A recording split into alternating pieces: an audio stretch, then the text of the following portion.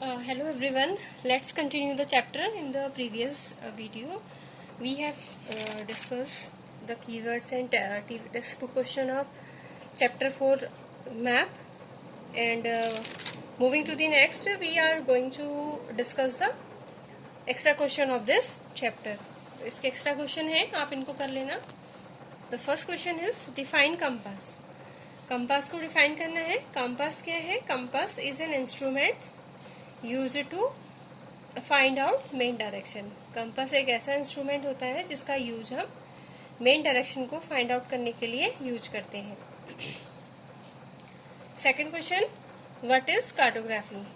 Cartography क्या है? The science of map making. तो मैप बनाने की जो टेक्निक थी, साइंस था, जो मैप बनाते हैं, दे आर कॉल्ड कार्टोग्राफर.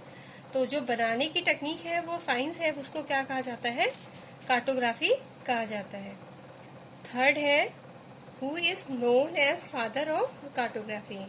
किसको कहा जाता है फादर ऑफ कार्टोग्राफी?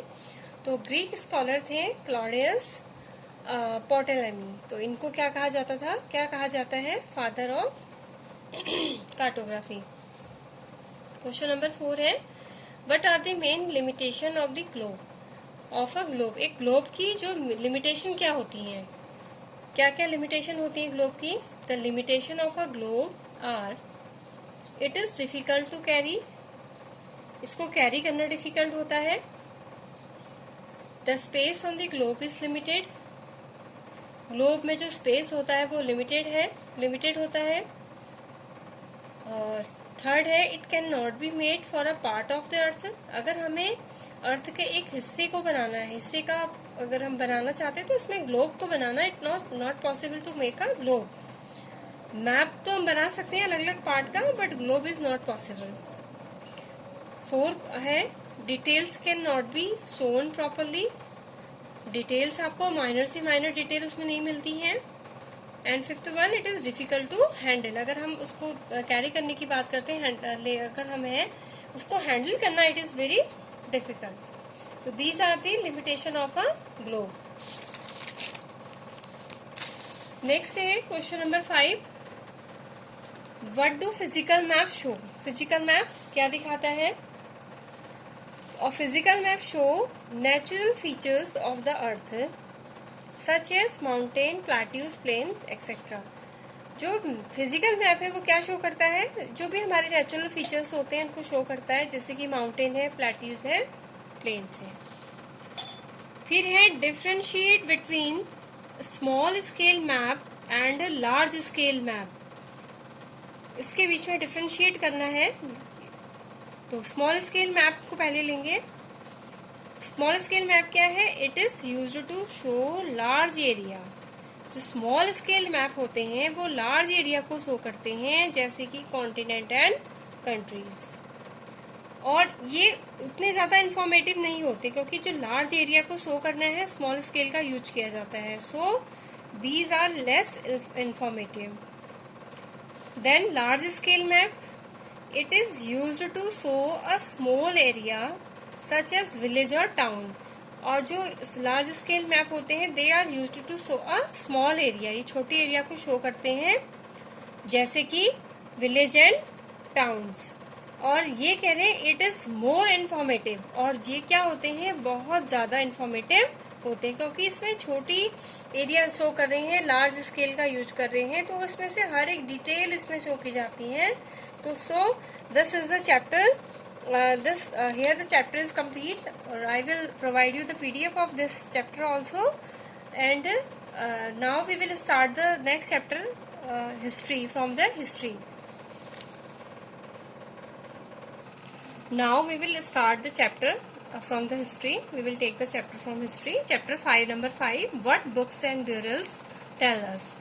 तो इसमें है कि वट जो बुक्स हैं और ब्यूरल्स का मतलब क्या होता है? जो ग्रेव होती हैं. ग्रेव मीन्स जो कब्र होती हैं. तो वो हमें क्या सिखाती हैं, क्या समझाती हैं?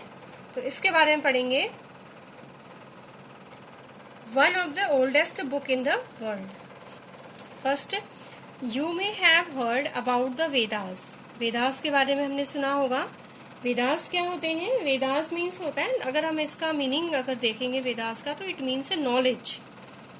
तो वेदास हैं, there are 4 of them, 4 Vedas, 4 Vedas होते हैं. The first one is Rigveda, Samaveda, Yajurveda and Atharvaveda. There are 4 Vedas, Rigveda, Samaveda, Yajurveda and Atharvaveda. जो इसमें से the oldest Veda is the Rigveda, जो सबसे ओल्डेस्ट वेद है it is Rigveda. Composed about 3500 year ago, और उसको लगभग 3500 ईयर एगो कंपोज किया गया था. The Rigveda include more than 1000 him. जो ऋग्वेद है, ऋग्वेदा में 1000 से भी ज्यादा हिम है. हिम्स मतलब हिम्स क्या होते हैं, एक तरीके से आप कह सकते हैं उनको भजन. आप इसको सिंपल अपनी लैंग्वेज में लोगे तो इसमें 1000 से भी ज्यादा हिम्स हैं. और कॉल्ड सूक्ता, या इनको सूक्ता भी कहा जाता है, और वेल सेड, या इनको वेल सेड भी कहा जाता है. तो यहाँ पे इम्पोर्टेंट पॉइंट्स क्या है, देयर आर 4 इम्पोर्टेंट पैराग्राफ है. First of all you have to know about there are 4 Vedas, Rigveda, Samaveda, Yajurveda and Atharvaveda. And which one is the oldest Veda? It is Rig Veda. And when it was composed composed around 3500 years ago. And there are more than the 1000 hymns are there in Rig Veda. And the hymns are also called the Sutta and well said. These hymns are in the praise of the various god and goddesses. ये जो him लिखे गए हैं इसमें, वो किसके लिए लिखे गए हैं, वो जो गॉड एंड गॉडेसेस के बारे में, मतलब देवी देवताओं के बारे में, गॉडेसेस मतलब देवियों के बारे में लिखे गए हैं. 3 गॉड्स आर स्पेशली इम्पोर्टेंट. इसमें 3 जो मेन गॉड्स हैं जिनका इसमें एक्सप्लेन किया गया है, जिनके बारे में बताया गया है. दे आर द अग्नि the God of fire, Indira a warrior God of warrior मतलब योद्धा, अग्नि मतलब फायर के देवता हो गए, इंद्रा जो क्या हो गए, योद्धा हो गए, एंड सोमा क्या है, a plant from which a special drink was prepared, जिससे एक स्पेशल ड्रिंक प्रिपेयर की जाती है. इनके बारे में वेदाओं में मेंशन किया गया, specially in Rigveda. These hymns were composed bye says. ये जो हिम्स थी इनको सेज मतलब ऋषि, उनके द्वारा कंपोज किया गया था, लिखा गया था. प्राइस्ट के द्वारा, तो प्राइस्ट थे priest taught student to recite and memorise each syllable. जो प्राइस्ट थे, जो पुजारी थे, वो स्टूडेंट को सिखाते थे. क्या सिखाते थे, टू रिसाइट करना मतलब इसको गाना है, वेदों को गाना है और उनको मेमोराइज करना है. मेमोराइज करना मीन्स याद करना है. हर एक ईच सेलेबल का मतलब होता है हर एक शब्द. जो उन दिनों कोई ऐसा नहीं था कि स्टूडेंट आप जा रहे हैं अपनी बुक्स लेके जा रहे हैं, कॉपी कर रहे हैं, उनको याद कर रहे हैं, नहीं. इनको ये जो चीजें थी ओरली ट्रांसमिट होती थी, ये one generation to another generation. अगर यहाँ पे प्राइस एज ए गुरु अगर सिखा रहा है स्टूडेंट को, तो वो ओरली उसको रिसाइट करेगा, ओरली उसको समझाएगा, और जो स्टूडेंट था उसको ओरली उसको मेमोराइज करना होता था. तो यहाँ पे जो प्राइस था स्टूडेंट को बताता था कि उसको रिसाइट करना है, उसको गाना है और उसको मेमोराइज करना है. ईच सेलेबल, उसका हर एक सेलेबल मतलब होता है उसके हर एक शब्द को, वर्ड को उसको याद करना है. वर्ड एंड सेंटेंस, हर एक शब्द को, वर्ड को और सेंटेंस को उसको मेमोराइज करना है. Bit by bit with great care, मतलब ध्यान पूर्वक, मतलब बहुत सावधानी से उसको हर एक चीज को उसको मेमोराइज करना है. Most of the hymns were composed, taught and learned by man.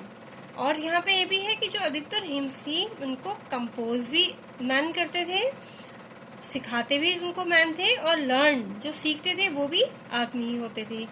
A few were composed by women, बहुत कम ऐसे हिम्स हैं जिनको वुमेन ने कंपोज किया है.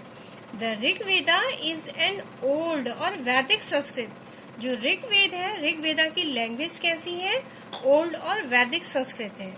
अगर हम कहेंगे what is the language of Rigveda, the वैदिक Sanskrit, which is different from the Sanskrit you learn in school these days. ये उस संस्कृत से बिल्कुल डिफरेंट है जिसको आप अपने स्कूल में पढ़ते हैं। Clear? The books we use are written and printed. Present time में जो भी बुक्स हम पढ़ते हैं उनको लिखा जाता है, उनको प्रिंट किया जाता है। द ऋग्वेदा वॉज रिसाइड, लेकिन जो ऋग्वेद था उसको उसको रिसाइड किया जाता था, गाया जाता था। And heard rather than read, और सुना जाता था, रीड करने के बजाय उसको सुनते थे। मैंने अभी समझाया था आपको, जो अगर उसको सीख रहे हैं, जो स्टूडेंट थे वो सीखते थे वेदों का, स्टडी करते थे वेदों की, गुरु उनको सिखाता था, ओरली उनको सिखाता था, और जो स्टूडेंट है वो ओरली उनको सीखता था। तो ये है, it was written down several centuries after it was first compose. उसको कंपोज और वेदों को काफी पहले कर लिया गया था, 3500 ईयर एगो, बट उनको उसके कई सालों के बाद उनको लिखा गया था एंड और उसके प्रिंट किया गया था लेस देन 200 ईयर एगो। फिर now how historian study the Rigveda. जो हिस्टोरियन है, हिस्टोरियन कौन है? जो किसकी स्टडी करते हैं? पास्ट की स्टडी करते हैं। प्रीवियस चैप्टर में आ चुका है हिस्टोरियन। हिस्टोरियन कौन है? These are the scholars who study the past. तो हिस्टोरियन लाइक आर्कोलॉजिस्ट, जैसे कि हिस्टोरियन थे, जैसे आर्कोलॉजिस्ट थे, find out about the past. Past को समझने के लिए वेदों का यूज करते हैं। वेदों से एक कहते हैं ना, सोर्स ऑफ इंफॉर्मेशन है वेदा से, जहां से उनको इंफॉर्मेशन मिलती है पास्ट के बारे में। But in addition to material remains they examine written source as well. Let us see how they study the Rigveda. वो कह रहे हैं कि उन्होंने क्या किया, हिस्टोरिकल जो होते हैं, जैसे आर्कोलॉजिस्ट होते हैं, वो खुदाई करते हैं, डिग आउट करते हैं, जमीन को खोदते हैं, वहां से वो इन्फॉर्मेशन कलेक्ट करते हैं। इसके अलावा वो लोग किसकी लेते हैं? रिटन सोर्स की भी वो को भी यूज करते हैं पास्ट के बारे में जानने के लिए। तो ऋग्वेदा को कैसे उन्होंने स्टडी किया था? देखो, some of the hymns in Rigveda are in the form of dialogue. Archaeologist and historian ने बताया कि जो ऋग्वेदास में कुछ जो हिम्स हैं वो किस फॉर्म में है? डायलॉग फॉर्म में है। और this is a part of one such hymn in dialogue between सेल्स named Vishwamitra and the two river. इस पेज में यहाँ पे इन्होंने डायलॉग फॉर्म दिखा रखा है। ये एक जो ऋग्वेदास से एक हिम है जो लिया गया है, जो विश्वामित्र और रिवर्स के बीच में जो डायलॉग है, जो बीच में कहते हैं संवाद एक दूसरे का, उसके फॉर्म में ये है। ये है and two rivers that were worshipped as goddesses. ठीक है, जो दो रिवर्स थी उनको कैसे वर्शिप किया जाता है? गॉडेसेस के रूप में, देवी के रूप में जिनको पूजा जाता था। ये वहाँ डायलॉग फॉर्म में है हिम। और ये है आपका, ये एक मैन्युस्क्रिप्ट है जो ऋग्वेदा में ये ना, ये manuscript of the Rigveda, Rigveda की एक मैन्युस्क्रिप्ट है। ये the manuscript of Rigveda on the birch bark was found in Kashmir. ठीक है, कहाँ मिली है थी? कश्मीर में मिली थी। और about 150 year ago and it was use to prepare one of the earliest printed text of Rigveda. और जिसका यूज किसमें किया था? जब ऋग्वेदा को एक प्रिंटेड किया जा रहा था, उसको उसमें इसकी हेल्प ली गई थी, और as well as in English translation में इसकी हेल्प ली गई थी। इसको ट्रांसलेट किया गया था मीन्स। और प्रेजेंट डे में ये आपकी महाराष्ट्र पुणे की जो लाइब्रेरी है वहां पे इसको प्रिजर्व करके रखा गया है। क्योंकि इस तरीके की जो मैन्युस्क्रिप्ट होती हैं इनको प्रिजर्व करना it is quite difficult, because they are made on the bark के पर जो पेड़ की छाल होती है उसमें बनाए जाते हैं।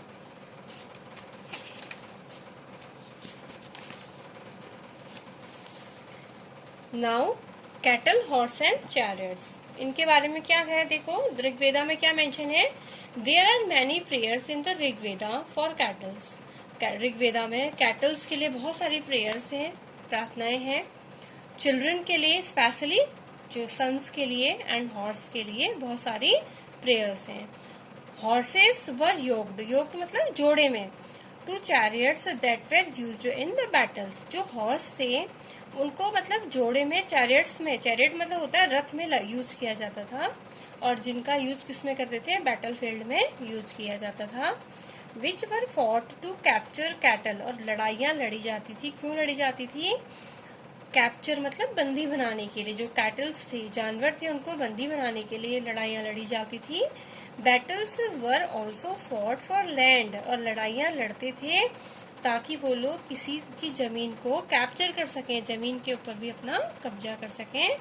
विच वॉज इम्पॉर्टेंट फॉर पॉस्चर, और जमीन भी क्यों लैंड को अपने कंट्रोल में कर सकें, क्योंकि वो जमीन जो थी पॉस्चर के लिए इम्पॉर्टेंट थी। पॉस्चर मीन्स क्या होता है, जहाँ पे गाय मतलब को घास खिलाने के लिए ले जाते हैं, ग्रीन एरिया होती है, उसके लिए इम्पोर्टेंट थी। And from growing Hardy crops को वहाँ पे क्रॉप करने के लिए इम्पोर्टेंट थी। दैट रिपेंड क्विकली, ठीक है, और सच एज जैसे कि बार्ले था। Some battles were fought for water, कभी कभी लड़ाइयाँ लड़ी जाती थी, पानी के लिए भी लड़ाइयाँ लड़ते थे। एंड टू कैप्चर पीपल, लड़ाइयाँ लड़ते थे लोग कभी कभी, किसके लिए, लोगों को कैप्चर करने के लिए भी लड़ाइयाँ लड़ी जाती थी। फिर है some of the wealth that was obtained was kept by the leaders. अब ये लड़ाइयाँ लड़ने में जो वेल्थ उन्होंने ऑब्टेन करते थे, जो भी उन्होंने अपना जो भी सामान वेल्थ उन्होंने ले लिया, was kept by the leader, उसको कुछ तो लीडर्स रख लेते थे जो भी उनको लीड कर रहा है। Some was given to the priests, कुछ उसमें से कुछ हिस्सा उन्होंने किसको दे दिया, प्राइज्ड को दे दिया। And the rest was distributed amongst the people, और बाकी जो बचा हुआ है उन्होंने जो लोग थे उनके बीच में उसको डिस्ट्रीब्यूट कर देते थे। Some wealth was used for the performance of yajna, कुछ उन्होंने वेल्थ को यूज करते थे किसके परफॉर्मेंस में, याजना। याजना का मतलब होता है यज्ञ, जो यज्ञ हवन वगैरह किए जाते हैं उसको करने के लिए कुछ धन को खर्च करते थे। और सैक्रिफाइसेस के लिए, सैक्रिफाइसेस मतलब जो त्याग वगैरह देते हैं, बलि वगैरह देने के लिए खर्च करते थे। In which offerings were made into the fire, जिसमें जो ऑफरिंग्स होती है, ऑफरिंग मतलब ऑफर करना, या जो भी सामान होता है उसको आग में डाला जाता है। जैसे हम लोग हवन वगैरह करते हैं अपने घरों में, तो हम घी और जो ग्रेन्स होते हैं उनको डालते हैं, तो वही these are the offerings.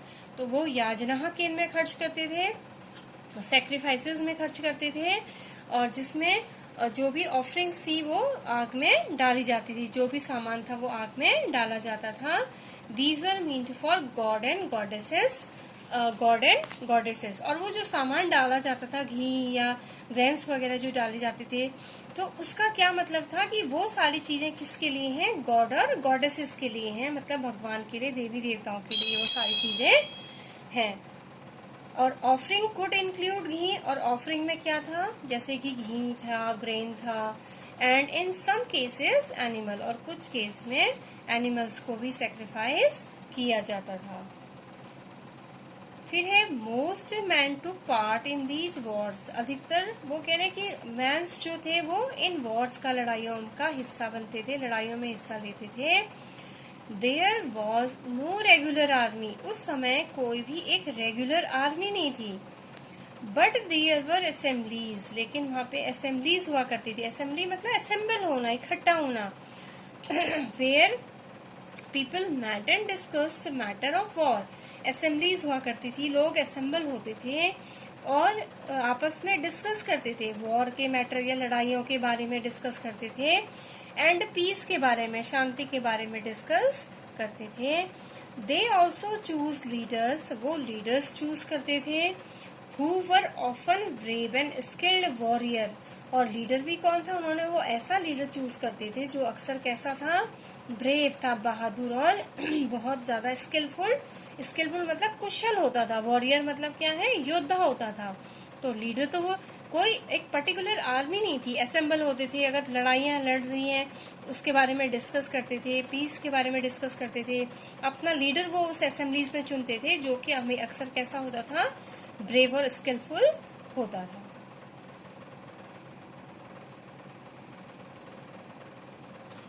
Now words to describe people, लोगों को डिस्क्राइब करने के लिए वर्ड्स का यूज किया जाता था, वो शब्द क्या क्या थे इसके बारे में पढ़ेंगे। There were several way to describe people, कई सारे तरीके थे लोगों को डिस्क्राइब करने के लिए। In the term of work they do, मतलब जिस तरीके का वो काम करते थे उसके हिसाब से उनको बोला डिस्क्राइब किया जाता था। द लैंग्वेज दे स्पीक, जो लैंग्वेज वो बोलते थे उसके अकॉर्डिंग उनको डिस्क्राइब किया जाता था। The place they belong to, जिस जगह से वो बिलोंग करते थे उसके अकॉर्डिंग उनको डिस्क्राइब किया जाता था। देयर फैमिली, अपनी उनकी फैमिली के अकॉर्डिंग। देयर कम्युनिटी, उनकी जो कम्युनिटी के अकॉर्डिंग, कम्युनिटी मतलब उनका जो समुदाय था उसके अकॉर्डिंग। कल्चर प्रैक्टिस, जिस कल्चर को वो मानते थे, जिस संस्कृति को वो मानते थे उसके अकॉर्डिंग लोगों को डिस्क्राइब किया जाता था। Let us see some of the word used to describe people found in Rigveda. अब देखते हैं जो ऋग्वेदा में लोगों को किस तरीके से डिस्क्राइब किया जाता था, इसके बारे में पढ़ेंगे। ये इंपॉर्टेंट पैराग्राफ है। देयर आर टू ग्रुप्स, दो ग्रुप थे, who were describe in term of their work. दो ग्रुप थे जिनको काम के अकॉर्डिंग डिस्क्राइब किया गया। दीज